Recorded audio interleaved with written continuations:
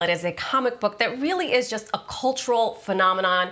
I'm just going to go ahead and say she is a vibe, and her creator is here to join us. My friend from back in the day, the creator of La Borinqueña, the first Puerto Rican comic book. His name, Edgardo Miranda-Rodriguez. Ben is killing me right now, rolling all those R's. Good morning. How are you?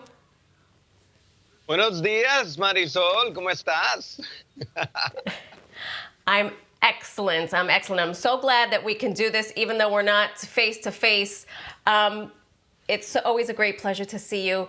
Talk to us about, I have to have my copy. I was one of the first to have the original La Borinqueña. For those of us who don't know who La Borinqueña is, give us a quick rundown of who she is and what she does.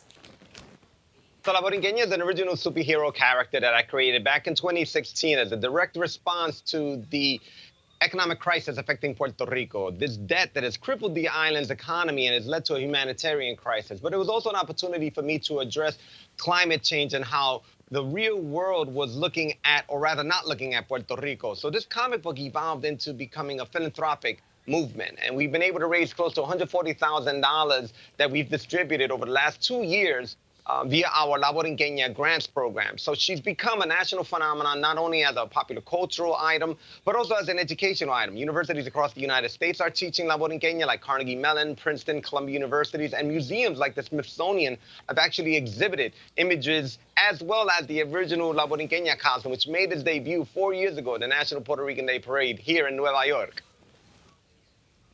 I cannot believe it's already been 4 years. I should also tell our viewers, you're a teacher, you're an artist, you're a husband, you're a father, you're obviously a social activist. I forgot to mention, I also have my action figure. Can you tell I am proud of you and proud of her? Oh, and by the way, her name is also Marisol. Just, wink, wink. Huepa. I know it's not me. It's huepa, para que tú sepa, para la patria. In your social activism, obviously you have done your part to help the island and to help folks implementing La Borinqueña and your social activism. Tell us about the masks that you've been making. Well, one of the challenges that we felt, as well as many other artists and small businesses have felt during this pandemic, is how to stay relevant and how to actually continue to produce work that is going to make an impact. So I co-founded Masks for America along with a group of activists like Bob Bland, Christine Mink, and Dr. Sanjeev, who actually came together to create a movement to buy and ship FDA-certified KN95 masks throughout the United States. And so far, we've distributed masks throughout New York City, Chicago, Baltimore, Maryland, New Orleans, and most recently in Puerto Rico, which have been continually being distributed across the entire island, from Vieques to San Juan, with the support of Mayor Carmen Julín Cruz. We've been able to distribute these masks across the entire island of Puerto Rico, even with a group of doctors calling themselves Doctores Borinqueña. This group of doctors have volunteered their time to help us distribute these masks. So via our program, Masks for America, we've been able to make a difference, not only through this actual comic book, but through actually recognizing the real heroes on the ground in Puerto Rico, across the United States, that need PPE, that need these masks to continue to save lives during this pandemic that we're in.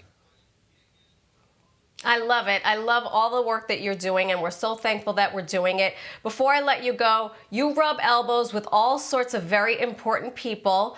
Among them, Rosario Dawson. We have some videos showing a couple of years back, I think this was 2016, when you released a special edition after Hurricane Maria. So tell us about that. Are you calling her? Are you guys conversing, chatting about what to do during this crisis?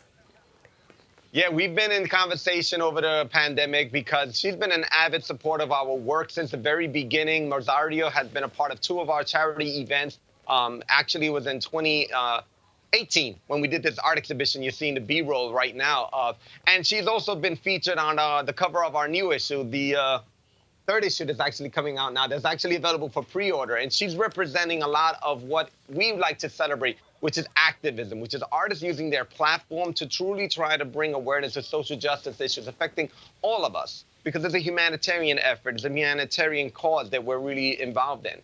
And on this Memorial Day, I want to take an opportunity to acknowledge the Borinqueñas, the United States 65th Infantry, which served from 1899 through 1956, which was the 65th Infantry of soldiers from Puerto Rico that served in World War I, World War II, and the Korean War. And on this Memorial Day, I want to acknowledge the Borinqueñas, true American heroes that are also part of our Puerto Rican legacy and heritage.